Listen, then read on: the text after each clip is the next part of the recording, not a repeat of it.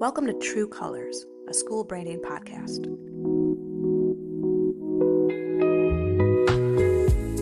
Here we learn how to represent your school in a correct, competitive, and compelling way. We bring on experienced educators and experts to discuss the ins and outs of displaying your school's true colors. My name is Madison Carr, the owner of Creative Chameleon Studio. Through brand strategy and design, I help schools look as great on the outside as they are on the inside.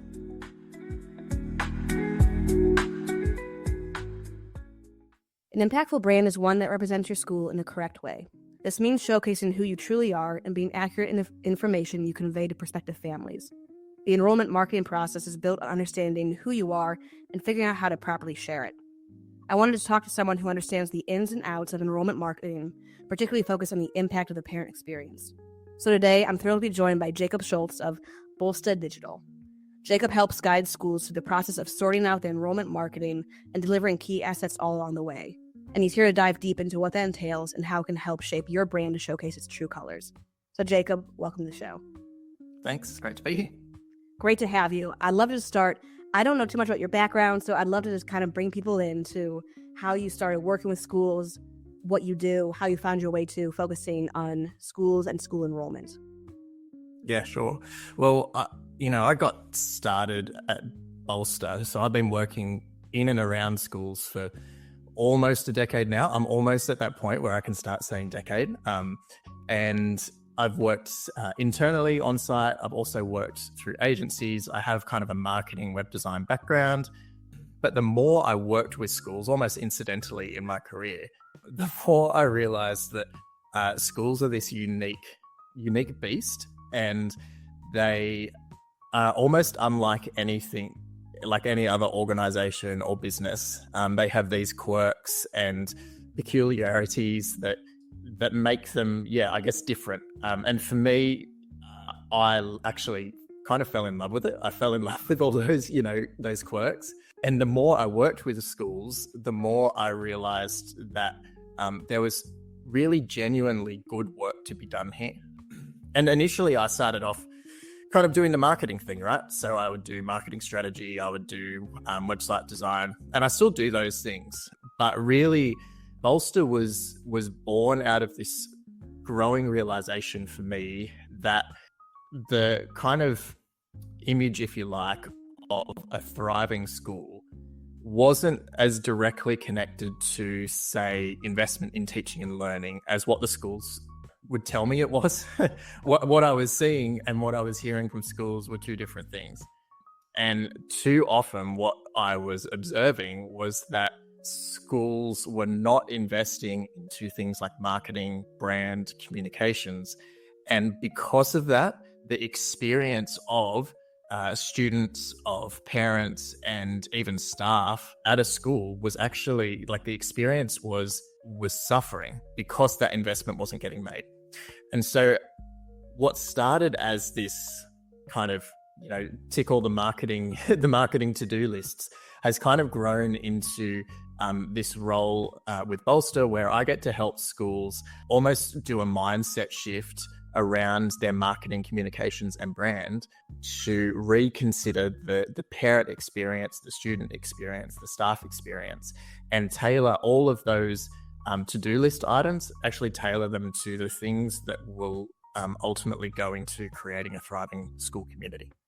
Yeah, that's a really interesting perspective. I think I'm on the same side of you as far as I love branding, marketing, that whole process. Obviously, is what I do. And I think schools are uniquely positioned that it's not just the thing they offer, the education side of it. It really is this experience they offer. For most other industries, experience has some play into it, but not to the degree that it does with schools. Schools, if you have a great open house, if you have a great tour, you can win someone over with that alone. So that's really interesting to have that big perspective of wanting to have a mind shift with your clients. Someone comes along and says, we need help with enrollment marketing. Like, things aren't really up to par. Can you give an overview of what that looks like to develop this holistic, strategic enrollment marketing for a school? Yeah, well, first of all, I would, and this is how I work with schools. So if you're self-guiding this journey as well, if you're a school out there, the first thing I would recommend is just to set aside some time to just kind of stop. Schools are so chaotic. So set aside, like if you can get 2 or 3 days, even potentially off-site with your kind of key stakeholders. So think about, you've got a marketing team or a marketing manager, you've got people in charge of communications, your enrollment team, some key representatives from your executive or school leaders. If you can get those people in a room off-site and just kind of have a breath and then review how things are going. So like I'll get into some stuff around sort of enrollment marketing plans and things like that. But I just wanted to kind of highlight initially that so often we at schools, like just in the chaos, we're just so eager to smash through the next thing and just go and go and go and go that we forget to like kind of stop and go, what's working, what isn't working.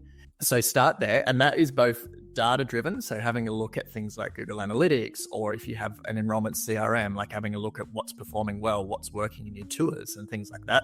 And then also something that's more qualitative, like other people that you can talk to, have conversations with that can give you insight into performance, in air quotes, of your marketing. Once you've done that, and you have, probably you'll come away from that with some things that are on fire, and you'll come away with some things that maybe weren't as bad as you were initially expecting. Then you can kind of get into this process of building a strategic enrollment marketing plan. So to me, just for the sake of definition and kind of having everybody on the same page, to me, a strategic enrollment marketing plan is essentially a blueprint for how your school intends to grow enrollments of best fit families who will eventually become huge advocates for your school. So there's 3 prongs there. And then obviously you're doing that by aligning communications, processes, storytelling, brand, messaging to the needs and expectations of those families. So that's kind of how I think about strategic enrollment marketing. Well, that's a really helpful overview of enrollment marketing plans. For someone who is maybe not really in the weeds when it comes to those things, what will be some of the main pillars of an effective enrollment marketing plan that help someone understand this is what we should be aiming for? Yeah, I think there's a few key characteristics, and I would maybe preface this by just saying that I don't think that school marketing plans need to be huge. I think that they can be pretty simple in a lot of ways, and I'm a big proponent of sustainability and actually building strategies that you can actually execute. So I'm going to run through 5 different characteristics or pillars of what I think goes into a good school marketing plan, but know that these pillars can scale up and down. So the first pillar would be clarity. I think it was Brene Brown who popularized the kind of phrase "clear is kind," and that's become like a little bit of a mantra for me. Clear is kind. Be direct. Be honest and open and transparent. And so this will carry across a whole range of areas, this idea of clarity. So be clear in your messaging, articulate your unique value as a school, which also means understanding your unique value or your unique differentials, but also being open and honest and transparent about more practical things that parents need to know, things like fees, things like enrollment processes. Think about your culture and your community. How can you be clear and direct and open and transparent about what it's like to be a part of your school, which, leads into things like storytelling and things like that. So clarity would be my first kind of characteristic or pillar. Secondly is structure. So thinking about the idea of, I use like enrollment journey thinking a lot in my work. Now, of course, enrollment journey thinking isn't about fitting people into boxes, but it is about kind of articulating what are the core steps or stages that families would move through in their journey towards enrollment with your school. What that allows you to do, especially internally as part of a plan, is to go, okay, well, what are the questions that parents are asking at each stage? What are the things that they're feeling? How do we best serve and care for parents from the first moment that they hear about our school at, a local soccer match with a few parents on a Saturday morning, all the way through to they've signed an enrollment offer and they've got 3 weeks until they have their first day at school. So let that drive your structure for your marketing plan. I pretty well always structure marketing plans in that way, not by channel, not by audience, but actually just by, okay, well, how are we approaching each stage of the enrollment journey? So we have clarity, we have structure.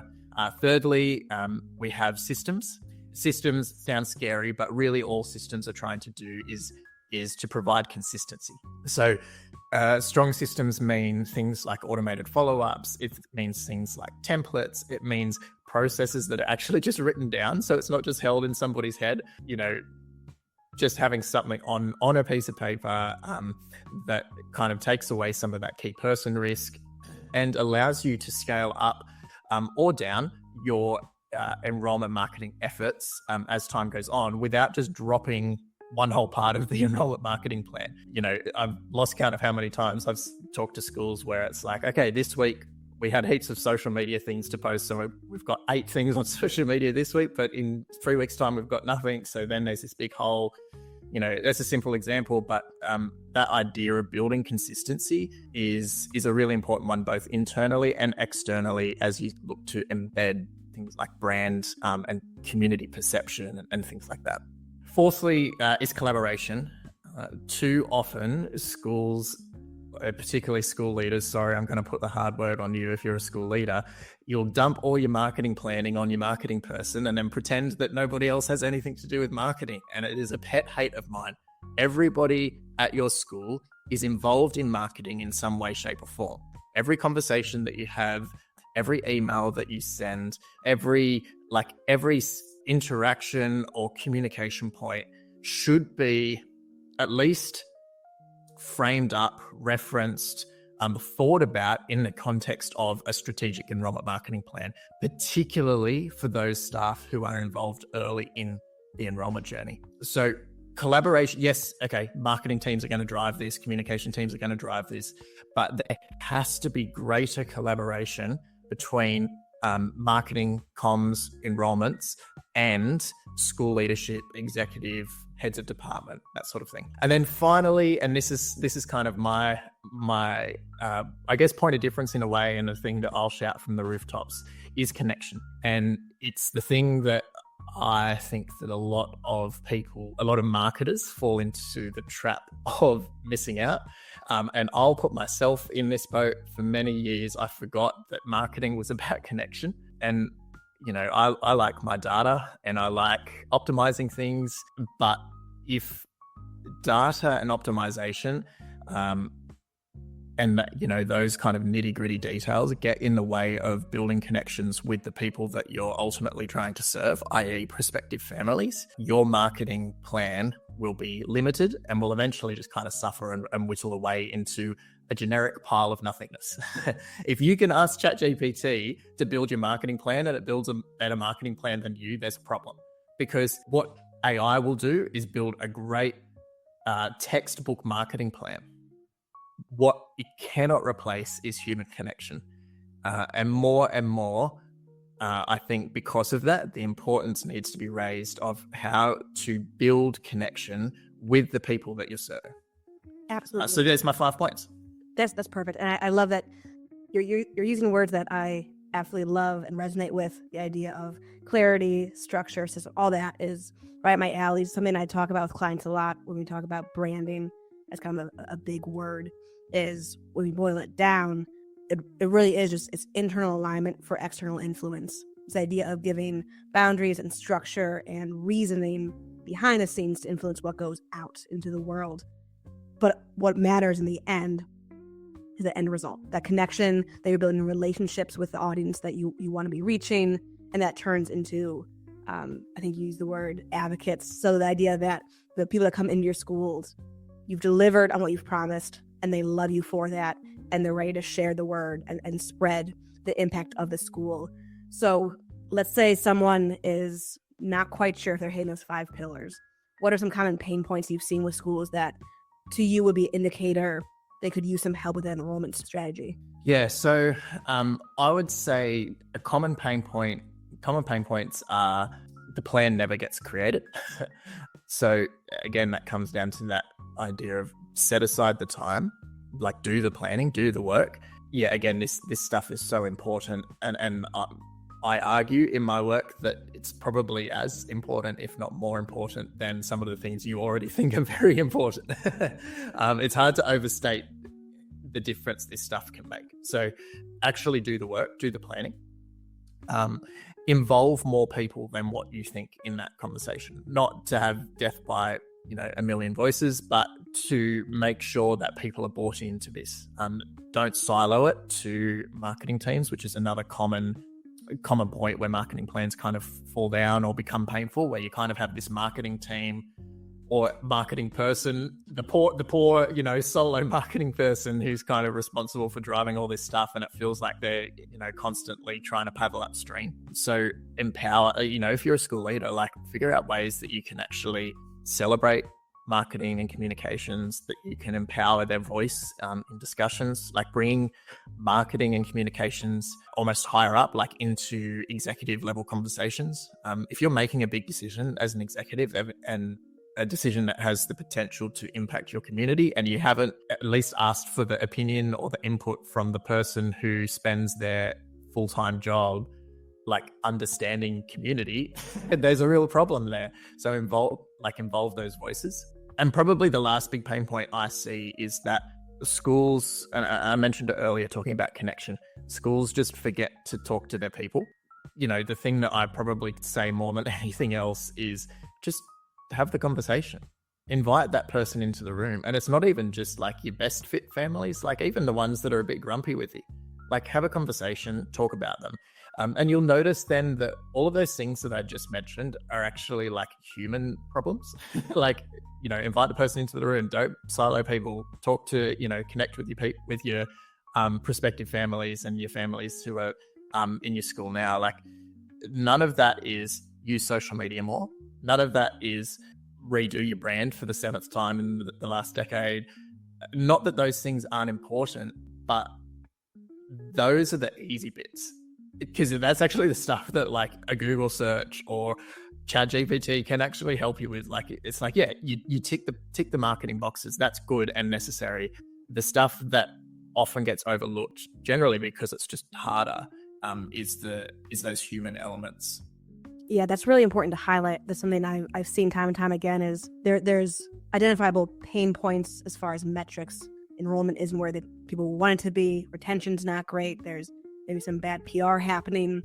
And sometimes the human instinct is to throw effort and investment and time at things like social media, not to knock social media at all, or new uniforms or a fancy new facility, things like that. But really, if you want to get the most bang for your buck when it comes to your resources, getting to the heart of it, getting to, is there misalignment behind the scenes? What can we do to get people on the same page so we can have systems and strategies moving forward? I also really like that you highlight the idea of bringing in a lot of voices to it.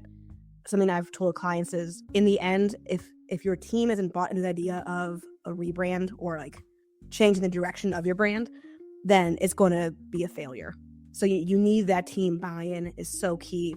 And I liked how you frame that, where don't silo it, don't let things happen kind of in the dark shadows, and then suddenly you emerge with this whole new plan that no one knew was being developed. Bring people into the idea of, we're going to be making positive changes.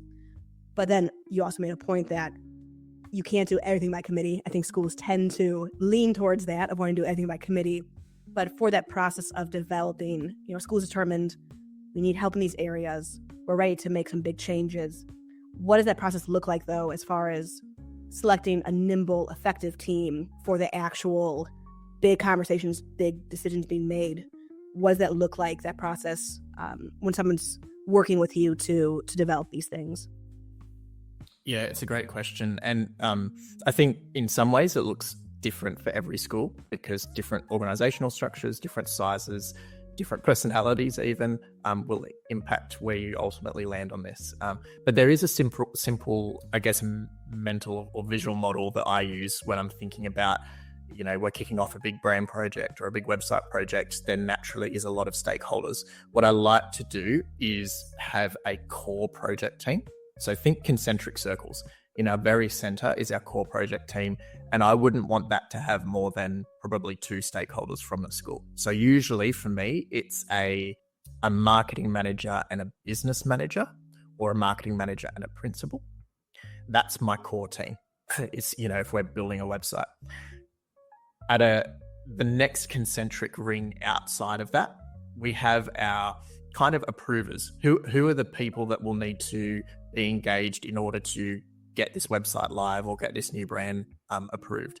That's usually an executive team or leadership team and a board. So that, again, define that. And then if you think a further concentric circle outside of that, who does this impact? And make sure that the people who are going to be impacted by this change or new initiative are involved in conversations so that their voices are heard. The important thing there is that the further you move outside those concentric circles, the less and less direct say those people actually have in the project itself. So in that outermost ring of stakeholders, you're probably doing things like surveys. Potentially it's one-on-one conversations, or it might be group-led conversations where you're looking to have their input and feedback, but you're not asking them to approve. So you might then also, just to go back to our innermost circle, that core project team will be the people you're meeting with most often. Then one step out, they might come in, like your leadership teams come in at certain approval points. And then obviously that furthest outermost ring, you're talking with the least at very specific points in the journey. I think that's a great way to frame it. I've had more than one conversation with schools in which I've had to kind of persuade them out of letting their entire board vote on designs and things like that. So the idea of having this kind of nesting doll approach where you identify whose voice should be heard, but also whose vote should be counted. I think that is a really helpful way to think about it.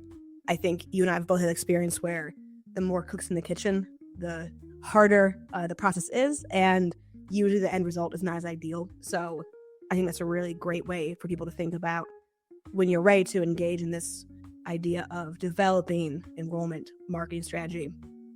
How do you assemble the team, if you will? And that's a really good framework for it. So I'd really love to move into this idea of parent experience. That's something that I imagine every school would love to claim that they have a great parent experience, that they're just knocking it out of the park. The reality is not all schools are. So could you maybe give some context to, in your experience, what would be some of the elements that would make for like the markers of a best possible parent experience? Yeah, that's a great question. And it's one that in some ways the answer is unfolding, because as we do this work in terms of, what does experience look like? And there are a number of agencies and consultancies around the world now who are doing some really deep dives into this, into actually like measuring the experience of students, parents and staff at a school. But we're looking at things like, where are the like meaningful connection points? Where are those different, if I call them stakeholders, I'm just referring to students, families and staff. Where are those different stakeholders feeling connected? Where are they feeling heard? Where are they feeling appreciated? Where are their needs getting met? So this isn't all just, touchy-feely. It's also like, if you're familiar with the Jobs to be Done framework, the idea that all of those people throughout the entire education journey, but especially in the enrollment journey, have a list of jobs to get done. And if you can like help them tick off those jobs to be done, both practical and emotional and social, they will have great experiences. The example or analogy I often use of that is, if you're going to the shops and say you want to go buy a new pair of jeans. You've had a pair of jeans for 15 years. You love that pair of jeans. It's like you wear it with every outfit. You've worn holes all the way through it, and it's time to get a new pair of jeans. But you don't want a different pair of jeans. You want the same pair of jeans. You know your size, you know your measurements, you know your color. You walk into the jeans store.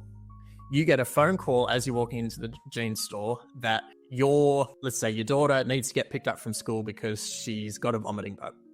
And all of a sudden the rush is on So you're like, right, I'm at the shops. I'm going to duck in. I'm going to quickly get my pair of jeans, and then I'm going to rush to the school to pick my daughter up. As you walk into the jeans store, the store attendant starts going, hey, how you going? How's your day going? What are you looking for? Oh, let me show you through all of our pairs of jeans here. We've got skinny jeans and wide leg jeans and bootleg jeans. And look, I'll get a few sizes out for you. It's really important that you get fitted properly. And, I've done all the training to make sure that I can fit you up on jeans properly. And we can really go on this journey of finding the best pair of jeans for you. And all of a sudden, if you're the person just wanting to get that pair of jeans, your head's about to blow off because you're so frustrated. And it's a great illustration of how experience doesn't just mean following a set of like guidelines, because that store attendant is likely in that situation, like following his training or her training of how to provide customers with a great experience, care for them, like really, get invested in like what's going to, fit their style best and their sizing best and have them most comfortable, and be prepared to really dig in for half an hour, 40 minutes so they buy that good $300 pair of jeans. But actually in that moment, that was the last thing you needed. And when it comes to parent experience, it can be a little bit hard to define, and that is a challenge. But what we can do is look at what are the things that parents are feeling, or students, staff are feeling when they are having a good experience, when they are feeling connected. And what you'll find is that you can only really discover that through connection. And I know I've come back to this point a few times, but if you don't have ways of connecting with your people in your school, having conversations, asking them like curious, empathetic questions, you're not going to find out whether they're having a good experience or not.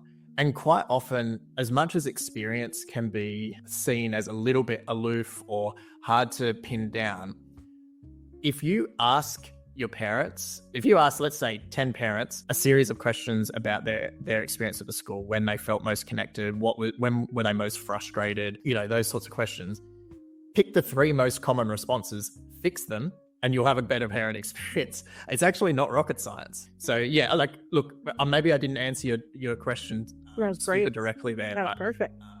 I think that idea of connection will set you on the right path with regards to parent experience. Yeah, and you had a great little nugget of actionable advice right there that I want to highlight, is the idea of asking parents in the school, hey, what were some high points? What were some memorable moments of experience that you had? And also open up to the other side of it. What were some moments along the enrollment process that didn't go so smoothly, that we could maybe polish a little bit and collect that data and let that inform? That's something I think is a tendency when it comes to schools, is you are selling education. You're selling the education experience, but it's also very easy to focus on the education and not the experience part of things. So I think that's really helpful. If you gotta get to the heart of things, get to the ethos of your school, but it's also going to be flexible in how you deliver it. Sometimes it's not going to be a script that anyone can just say, an automation and just go for it. It's going to work across the board. You need to have the fundamentals right, so there's flexibility that's allowed. So I really love that idea of collect data. There's so much to be learned from data, but then let that inform the actual relationship side of things. I think that's really insightful. So someone's listening to this, they're realizing their parent experience is maybe just not on target. They're feeling some of those pain points. How can people learn more about what you do, how you help people? How can they get in touch with you if they want some help in these areas? Yeah, great. Well, the simple answer is to go to the Bolsta website. If you search for Bolsta Digital, or here's a little sneak peek behind the curtain. It's actually no longer Bolsta Digital as of 2025. It's actually Bolsta Education. Awesome. Congrats on that. That's exciting. Yeah. So it's kind of reflecting the fact that we really don't just do digital work at Bolsta. We're sort of more in that holistic education space. So go to the Bolsta website, have a read through what we do and our unique approach. And it is a bit of a unique approach. And then simply contact me through the website and we can have a conversation. Probably the best way to quickly articulate kind of how, like, our approach and how we go about things is we simply start with I call it a pulse check, some sort of, in in traditional language, we'd call it an audit. I mentioned it at the start of this podcast, the idea that we just need to take a breath and I put into practice, everything that I've just been talking about. I have conversations. Usually that's a day or two worth of meetings and just talking with people. Hey, what's going on? Like, talk to me about marketing. Talk to me about what does your tour look like? Talk to me about a process. What happens when somebody calls up the front desk? All of those conversations. And we put together off the back of that, basically, you could think of it like a health check. You could think of it like a set of recommendations. And then basically we allow that to guide the process. And basically at Bolsta, we'll do anything, anything that relates to your enrollment journey. We can help you improve and grow. The work that I do largely is about working kind of side by side, holding your hand through that analyzing, discovering, planning process. And then I just say, we plan the work and we work the plan.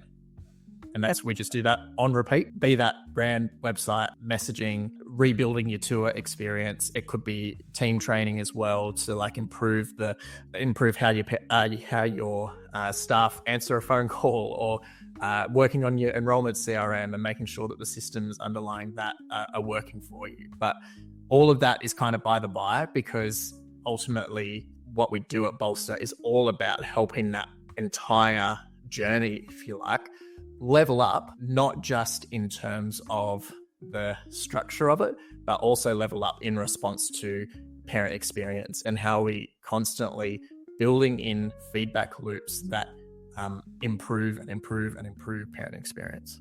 That's awesome. I would hope people can hear something really important there, is that it's so helpful and so effective to have someone come in from the outside and be able to give that perspective and be there to ask questions for a day or two. That's so helpful. I've seen it so many times where schools, they're so caught up in the day-to-day. They're wearing so many hats. Their plates are so full.